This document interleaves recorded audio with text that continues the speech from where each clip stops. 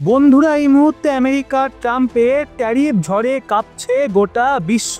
কিন্তু এই ভয়ঙ্কর সিচুয়েশনেও ভারত একদম পাহাড়ের মতো অটল দাঁড়িয়ে আছে। শুধু দাঁড়িয়েই নয়, ভারত এমন কৌশল নিয়েছে যে ট্রাম্পের ট্যারিফ রাজনীতি বিপর্যস্ত হয়েছে, যার ফলাফল ট্রাম্প তার কঠিন নির্দেশ ওই 20খানা দেশের ওপর জারি করলেও ভারতের ক্ষেত্রে ঘটেছে ব্যতিক্রম। ভারত যেইভাবেই আক্রমণে জবাব দিয়েছে তা আমেরিকার মতো বিশ্ব শক্তিকেও একেবারে চমকে দিয়েছে। বর্তমানে আমরা সেই কৌশলগত চালের গভীরে যাব, যা ভারতের জন্য একটা নতুন অধ্যায় রচনা করেছে, একটা শক্তিধর জাতি হিসাবে উদিত হওয়ার পথ খুলে দিয়েছে। যখন রাশিয়া থেকে তেল কেনার জন্য ভারতকে একেবারে 500% ট্যারিফের হুমকি দেয় আমেরিকা, তো তখন মোদী সরকার এমন কিছু চাল খাটায় যা হোয়াইট হাউসে ফেলে দেয় তোলপাড়। ওই ট্রাম্প যখন তার ট্যারিফ বোমা চায়না, জাপান এবং ইউরোপের মতো শক্তিধর অর্থনীতির ওপর ফেলছিল, তখন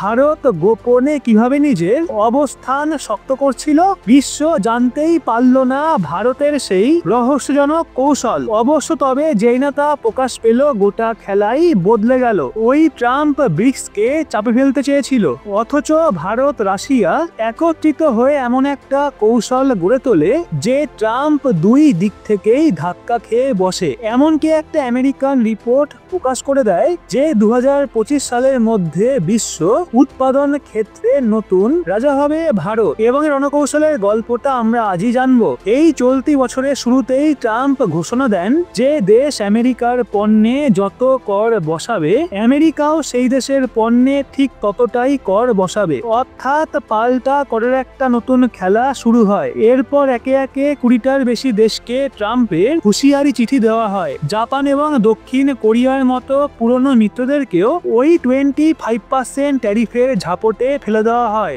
ওই ব্রাজিলের ওপর তো 50% দণ্ডমূলক ট্যারিফ চাপিয়ে দেওয়া হয়। এমনকি ইরাক এবং লিবিয়ার মতো ছোট দেশও ছাড় পায়নি। এই 1 আগস্ট 2025 ডেডলাইন বেঁধে দিয়ে ট্রাম্প জানিয়ে দেন যেই দেশ আমেরিকার সাথে দ্বিপাক্ষিক চুক্তি করবে না তাদেরকে শাস্তি ভোগ করতে হবে। এটা শুধু অর্থনৈতিক যুদ্ধই ছিল না, বরং এটা ছিল একটা ঠান্ডা প্রভাব বিস্তার কৌশল, যার লক্ষ্য ছিল বিশ্বকে ভেঙে আমেরিকান কর্তৃত্ব প্রতিষ্ঠা করা। এই ট্যারিফ হামলার সবচেয়ে বড় নিশানা ছিল ব্রিক্স, যার প্রতিষ্ঠাতা দেশগুলোর মধ্যে অন্যতম ভারত। এক্ষেত্রে ট্রাম্প পরিষ্কার ঘোষণা করেন যে ব্রিক্সকে সমর্থন করবে, তার উপর অতিরিক্ত 10% ট্যারিফ চাপানো হবে। গোটা বিশ্ব ধরে নেয় এইবার ভারতও বোধহয় কঠিন বিপদে পড়বে। কিন্তু ঠিক এখান থেকেই গল্পের মোড় ঘুরে যায়। যখন দুনিয়া জুড়ে ট্রাম্পের ট্যারিফ বোমায় সবাই কাঁপছে, তখন ভারত নিজেকে কেবল রক্ষাই করছে না, বরং এই সংকটকে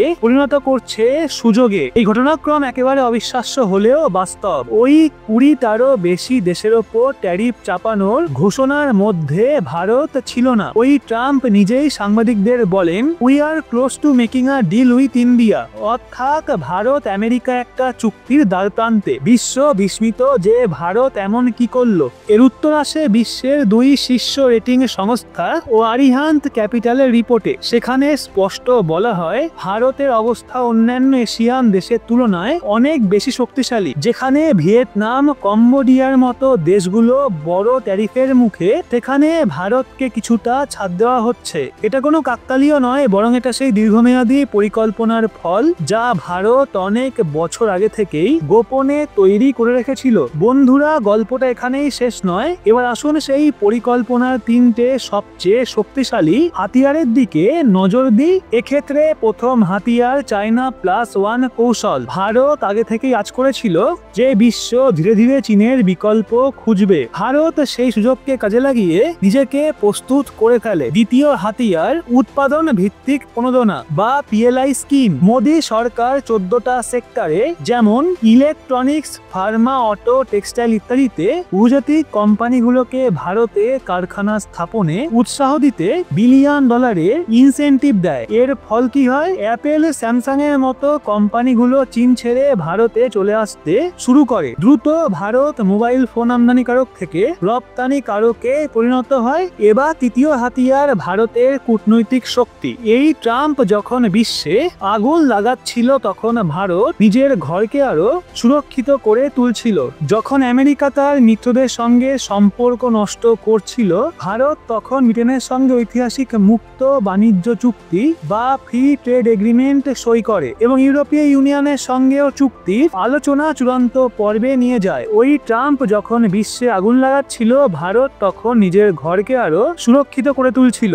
ভারত শুধু আত্মরক্ষাই করছিল না, বরং প্রিপারেশন নিচ্ছিল পাল্টা আঘাতের। যখন আমেরিকা ভারতের অ্যালুমিনিয়াম এবং স্টিলের ওপর ট্যারিফ দ্বিগুণ করলো, ভারত তখন সরাসরি WTO-তে গেল। সেখানেই ভারত জানিয়ে দেয় আমেরিকার এই ট্যারিফে ভারতের $7.06 বিলিয়ন রপ্তানিতে প্রভাব পড়বে এবং আমেরিকার উপার্জন হবে $3.92 বিলিয়ন।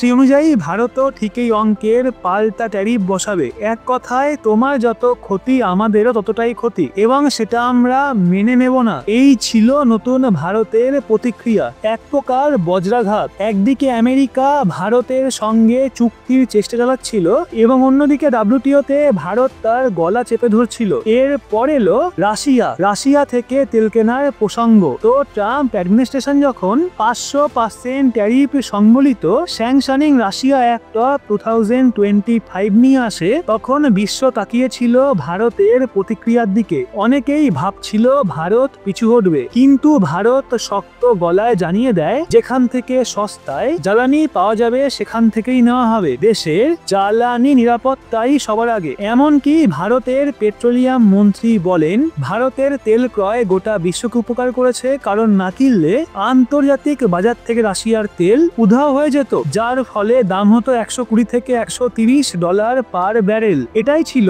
নতুন ভারতের আত্মবিশ্বাস। কোনোরকম চাপে নতিস্বীকার নয়। আর এই গল্পের সবচেয়ে নাটকীয় অংশ আমেরিকার সেই ব্রহ্মাস্ত্র বিল, যার মাধ্যমে তারা ভারত এবং চীনের ওপর ট্যারিফের ঝড় বওয়াতে চেয়েছিল, কিন্তু তা শেষ পর্যন্ত অস্তিত্ব হারায়। ভারত নিজের কূটনৈতিক তাস খেলে দেয়। বিদেশ মন্ত্রী এস জয়শঙ্কর স্যার বিলটার মূল প্রস্তাবক মার্কিন সেনেটর লিন্ডসে গ্রাহামের সঙ্গে সরাসরি যোগাযোগ করেন এবং ভারতের উদ্বেগ পরিষ্কার জানিয়ে দেন এবং তার প্রতিক্রিয়া ছিল শান্ত কিন্তু দৃঢ়। Will cross that bridge when we come to it. সরাসরি হুমকি না দিলেও ভারত আমেরিকাকে জানিয়ে দেয় গর্জে উঠবে কিন্তু মাথা নোয়াবে না। এদিকে রাশিয়াও চুপ ছিল না। 10 জুলাই 2025 রাশিয়ান উপবিদেশমন্ত্রী সার্গেই রিয়াবকভ পরিষ্কার জানিয়ে দেন যে ব্রিক্স কোনো আমেরিকান বিরোধী গোষ্ঠী নয় এবং তারা হুমকি বা ভাওতার রাজনীতি মানে না। এই অবস্থানে ভারত এবং রাশিয়া একসঙ্গে এমন শক্ত প্রতিরক্ষা বলয় তৈরি করে যে ট্রাম্প পিছু হতে বাধ্য হন। তিনি ঘোষণা দেন 500% ট্যারিফের বিল ঐচ্ছিক প্রয়োগ করা হবে কিনা সেটা সিচুয়েশনের উপর নির্ভর করবে। এই ছিল ভারতের ঐতিহাসিক কূটনৈতিক জয়। ডোনাল্ড ট্রাম্প চেয়েছিলেন ভারতকে একঘরে করতে। ভারত ব্রিটেন, ইউরোপ এবং ব্রিক্সের সঙ্গে সম্পর্ককে আরো মজবুত করে তোলে। তিনি চেয়েছিলেন ভারতের উৎপাদনশীলতা ধ্বংস করতে। অন্যদিকে তার নীতি ভারতকে নতুন শিল্প কেন্দ্রে পরিণত করে। তিনি চেয়েছিলেন ভারত রাশিয়া বন্ধনে ফাটল ধরাতে। ভারত বরং কৌশলগত স্বায়ত্তশাসনের বার্তা দিয়ে সম্পর্ক আরো গভীর করে। তিনি চেয়েছিলেন ভারতকে ভয় দেখাতে ভারত WTO-তে আইনি পদক্ষেপ নিয়ে তাকে দরজায় এনে দাঁড় করিয়ে দেয়। এটাই একবিংশ শতাব্দীর নতুন ভারত, যে এখন আর চুপচাপ অন্যের নিয়ম মানে না, বরং নিজেই নিজের নিয়ম তৈরি করে। এবং এটাকে বলা শুরু। 2026 সালে ভারত ডলারের আধিপত্যকেও সরাসরি চ্যালেঞ্জ করতে চলেছে। এই বিষয়ে আপনার কি মনে হয়? ভারত কি এখন বিশ্বের সামনে একটা নতুন নেতৃত্বের জায়গায় পৌঁছেছে? অবশ্যই নিচে কমেন্টে জানান এবং ভিডিওটা ভালো লাগলে লাইক করে শেয়ার করুন আপনার বন্ধু বান্ধবদের। সেই সাথে এরকমই লেটেস্ট ইনফরমেটিভ ভিডিও পেতে সাবস্ক্রাইব করে চোখ রাখুন রহস্য বাংলার পর্দায়।